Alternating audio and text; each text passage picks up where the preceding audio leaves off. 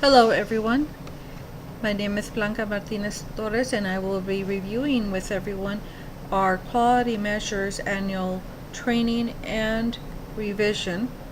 There have been some new implementations to this year, and so we will be reviewing that today.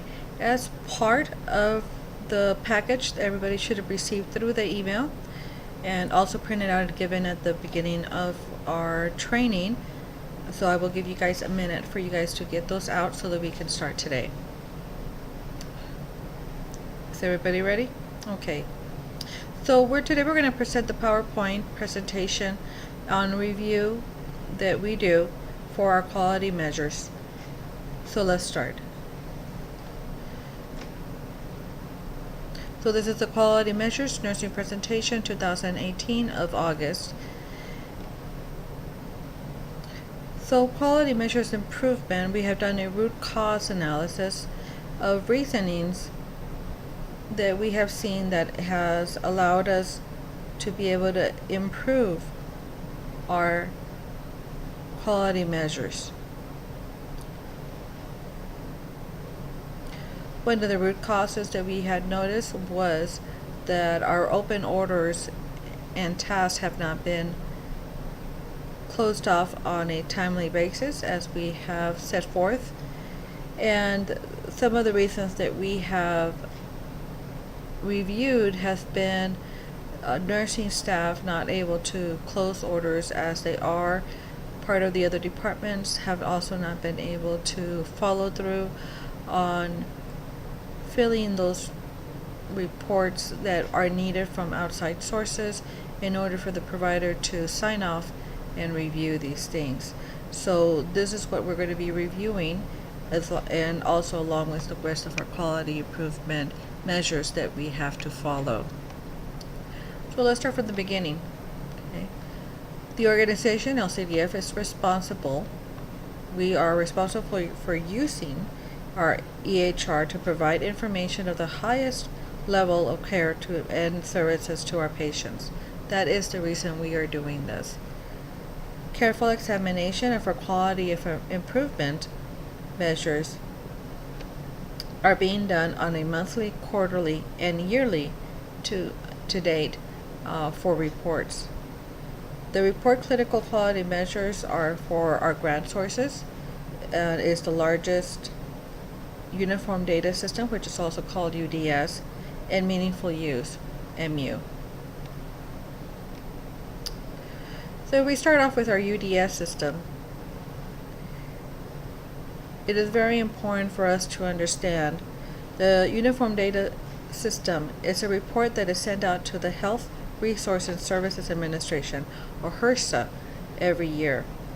Now HRSA requires us to report on certain quality measures, and a large part of the report demonstrates the quality of care that we are given to our patients. This is how we can prove to them that we are saying that we're doing what we're doing.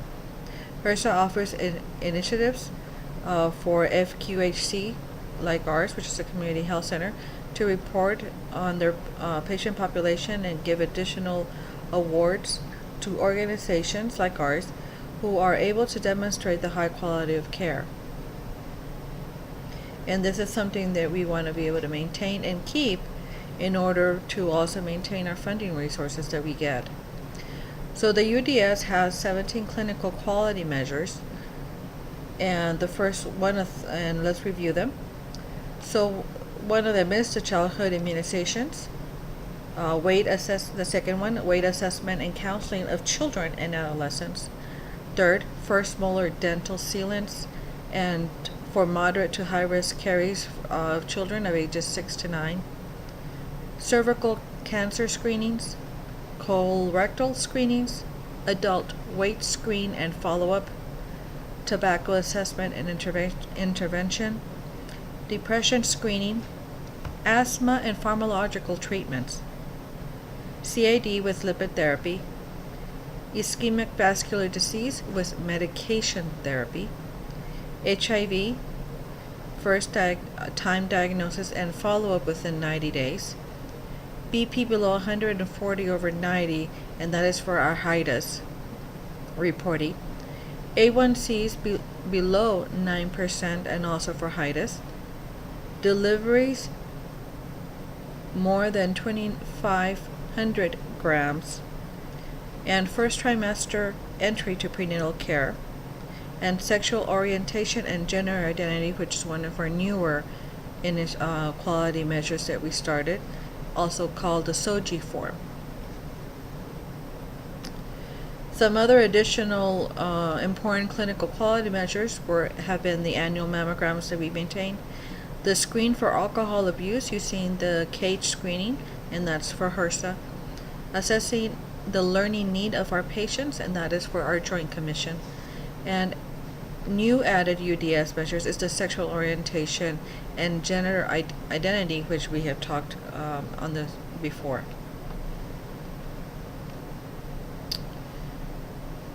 Our new one, the sexual orientation and gender identity, which is called our SOGI form, measures patients 18 and older, which the organization acquires the sexual orientation and gender identity from.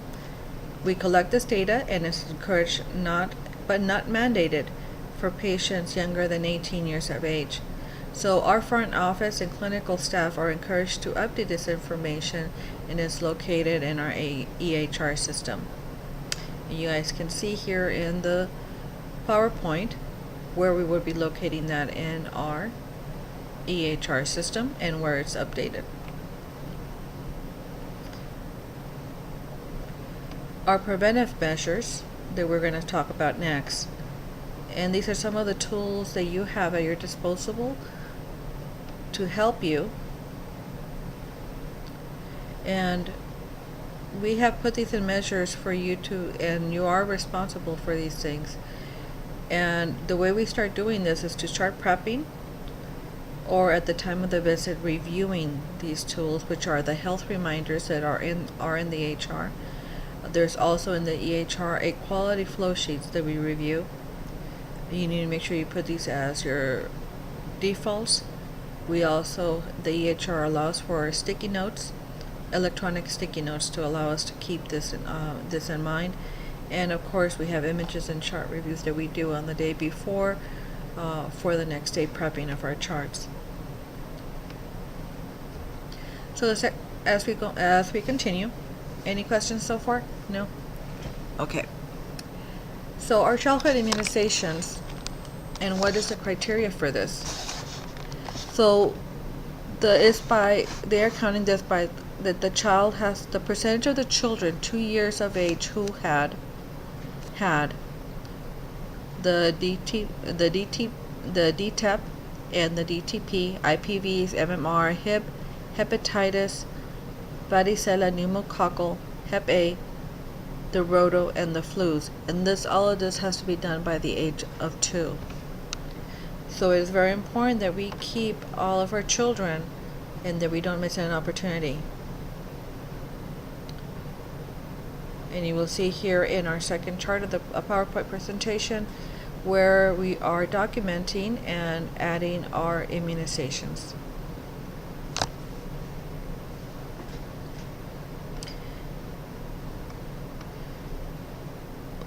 Second slide is the weight assessment and counseling in children for adolescents. So what is the criteria? Children and adolescents aged 3 to 17 who had their BMI documented during the measure period and who had documentation and counseling for nutrition and physical activity. And on the next slide, it has you here where you guys can put that information there. If these are not placed in there, it is not counted as part of us meeting that measure. For the prenatal care first trimester, the measure reads, all patients who receive prenatal care from any provider during the reporting year and before the end of their 13th week of pregnancy. So it is very important that we try to get our prenatals in with the doctor as soon as possible for that first initial OB appointment.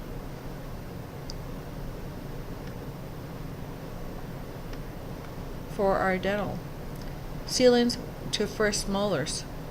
Percentage of the measure reads, percentage of the children seen by our dental clinics between the ages of 6 and 9 with moderate to high risk for dental caries with sealants on first permanent molars. So for our nursing staff and our providers, to encourage and refer our patients to the dentist's office, to our dental offices, for their appointments in order for them to get their routine dental appointments and ceilings to be able to meet these measures. So as we continue with our routine measures, cervical cancer screening measures. Percentage of women 21 to 65 years of age who were screened for cervical cancer with a medical visit during the measurement period. So our 21 to 29-year-old cervical cancer screenings are every 3 years, 30 to 65 years old cervical cancer screening, and HPV co-testing every 5 years.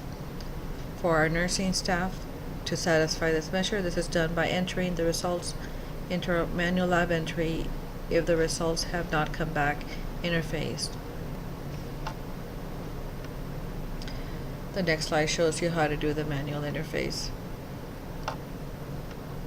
So it is very important that we are able to also obtain from outside providers when our female patients come in, to, if they are seeing a private gynecologist, to obtain those records so that we can review them and enter them into our manual lab entries to report those dates and to have the report under the images in order for the system to be able to accept that we are in accordance. For the adult weight screening and follow-up measure, this measures patients age 18 and older who have documented a calculated BMI and follow-up plan for those patients out of BMI range, above or below. So that means is they're either above the BMI or below the BMI on losing weight or gaining weight.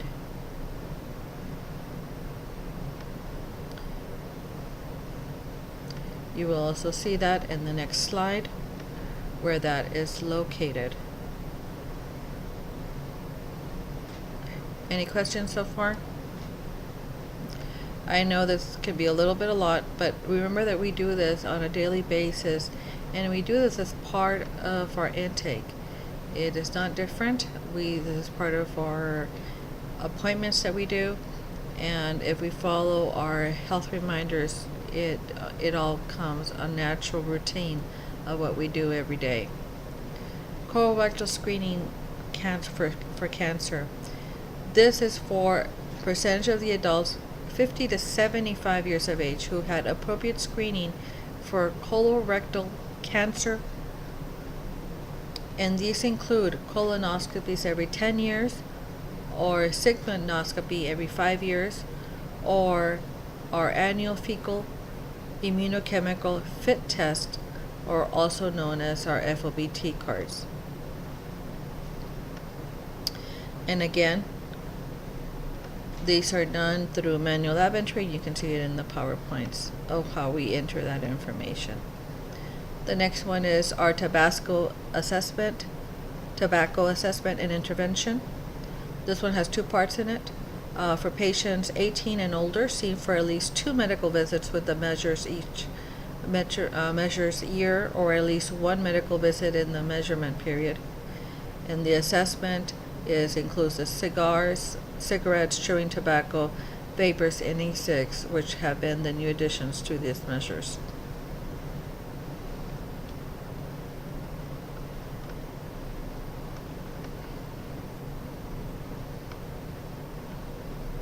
The next one, it will be the depression screen and follow-up measure. And on this one is for patients age 12 and over who are screened for depression with standard tool, and if screened positive for depression, had a follow-up plan documented.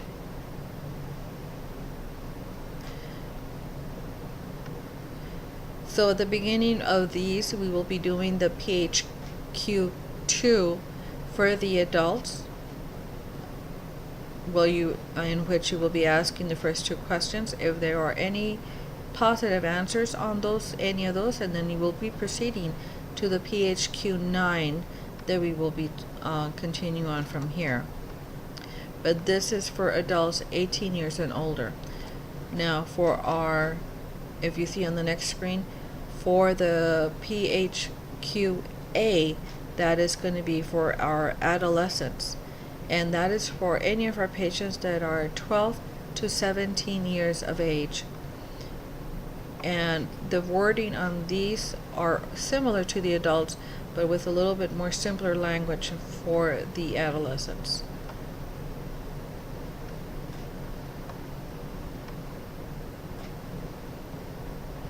Any questions?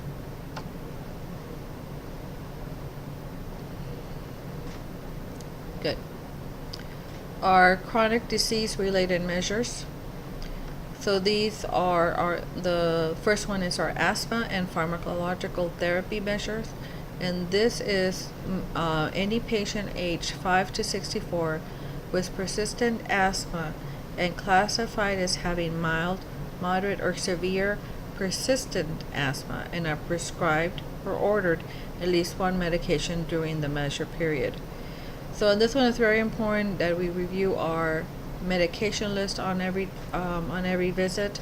If they are going to see a pulmonologist or an allergist in which they are being prescribed the inhalers or the of any kind, that we review and we update that med list.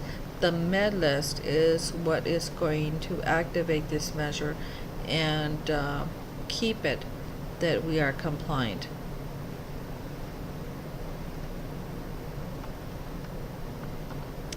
Our next one is a coronary artery disease with lipid treatment.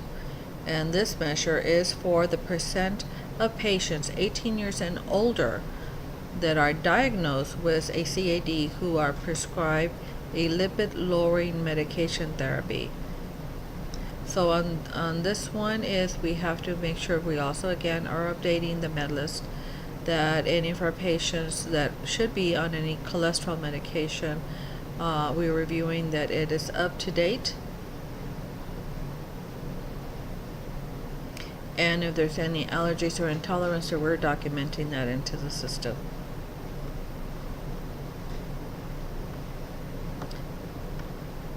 For our ischemic and vascular disease measure, it's the percent of the patients 18 years and older with diagnosis of an ischemic vascular disease or an MI, CABG, or PCI procedure with aspirin or another antiplatelet within the measure period. So for the nursing staff, we need to make sure that we are updating the medication list at every visit, especially if they have been seeing their cardiologist, that if they are any of these type of things, that we have the correct medication updated on our side. And now for follow-up care for our newly diagnosed HIV patients. So the measure is percent of newly diagnosed HIV patients between October 1st of the prior year through September 30 of the current measurement year, and at least one medical visit during the measurement period of the prior year. The provider on this one has to make sure that they verify the onset date on the problem list, even if it's been through an outside provider, especially with our new patients. Blood pressure. This is something that we go through every day with most of all of our patients. The measure is patients aged 18 to 85 who have a diagnosis of essential hypertension with first 6 months of the measure period or any time prior with medical visits during the measurement period. So what does that mean to us? For the nursing staff, it means that at every visit that we are doing the vitals, that any of our patients that are out of range of 100 and 40 over 90, that we are able to repeat it again after 20 minutes or so and retake that blood pressure to see if there's any changes or differences on that. For our diabetic patients, maintaining an A1C below 9% for the reporting year, and this is for the 18-year-old to 75-year-olds with diabetes, either type 1 or type 2, with medical visits during the measured periods. So what does that mean for our nursing staff and providers? That we are doing our hemoglobin A1C testing every 3 months, and that we are documenting and inputting either manual lab entry or through our labs that are being integrated, and that we are going into our meaningful use measures to be able to also document that in there.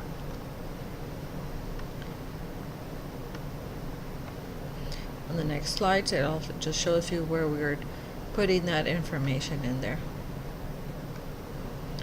Our breast cancer screenings. That measure is for the percent of women 41 to 69 years of age who have received a mammogram within current reporting years or prior 12 months. So on this one is to make sure that every woman is having their well woman exams done every year, and that they're going to their screenings of their mammograms depending on their health risk or family histories indicated by the provider on their visit. If they don't have appointments, and then to make sure that we are reviewing those charts and setting up an appointment for the patients as they're coming in. For our babies, deliveries less than 2,500 grams or less than 5.5 pounds. So this is the percentage of patients born to health centers with birth weights below the 2,500 grams. And this is to make sure that we are taking care of our prenatals, reviewing after they're delivering, postpartum that they're coming back, and getting those hospital records into our charts.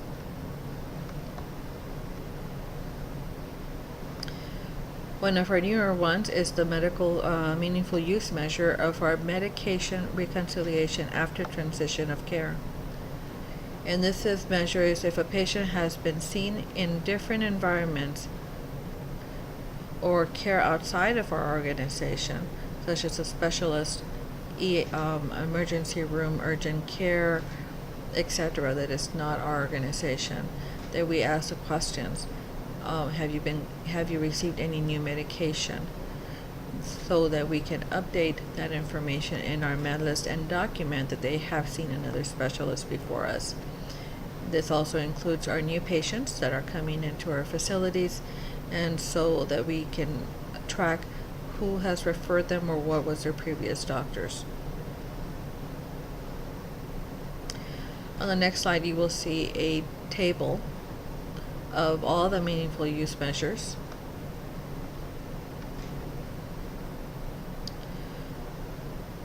As we're getting through this, we're going also through the screening for the alcohol abuse using the cage. As part of the behavioral health for the HRSA grant, we have committed to performing the screening brief intervention referral to treatment. The screening portion of this is to refer or to assess patients of risky substance using behavior using standard screening tools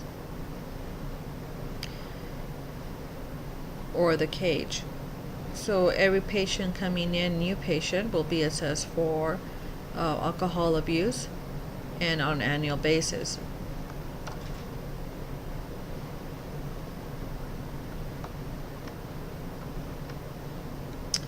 And part of the newer measures is the Joint Commission measures is the Learning Need Assessment, or LNA. This measure is the Joint Commission primary care medical home requirement for patients 18 years and older to complete a learning need assessment at least once during each calendar year to assess health literacy. So again, all new patients coming into our system, and on an annual basis we will reviewing their learning need assessment, and that is to see whether they're able to read or write, what language, that can give the barriers to their learning and care of their medical care.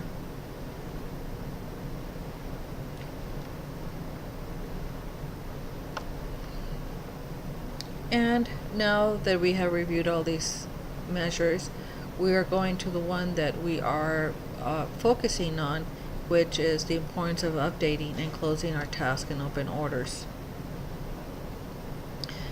What we call our task and open orders is any of the referrals or orders that the doctors have issued out to the patient, whether it be specialist, radiology, laboratory, etc.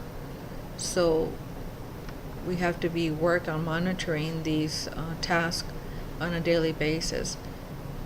And why are we doing this? We have to be showing that as part of our patient care, that we are reviewing these referrals that have been given to the patient, that either by their follow-up appointment or that we are contacting them directly to see if they went to the specialist or the referring facilities to get the studies done for their treatment of medical care. And in order to close the loop, we have to have that communication with the patient, and also return that report for the provider to review and assess the status of the patient, physical health care.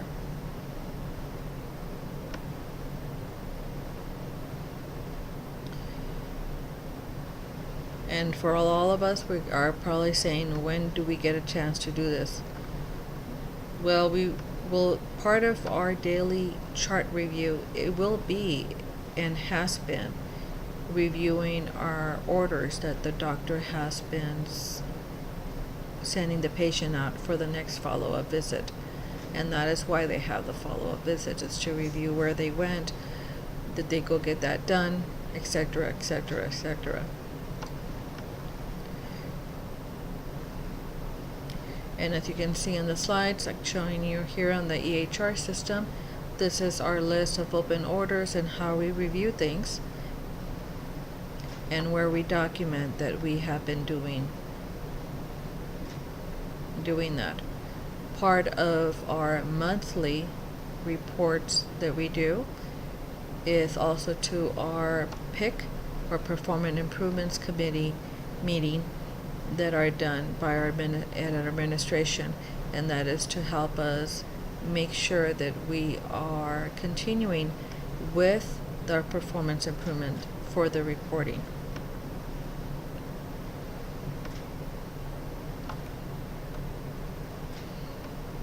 Any questions? So part of our timeline and budget of quality initiatives to make sure that we are getting this done is, when it comes to budget, part of our administrative time that is already given to the staff, and part of your daily duties and administrative time during the day, is part of reviewing your daily open tasks. So please use your time wisely.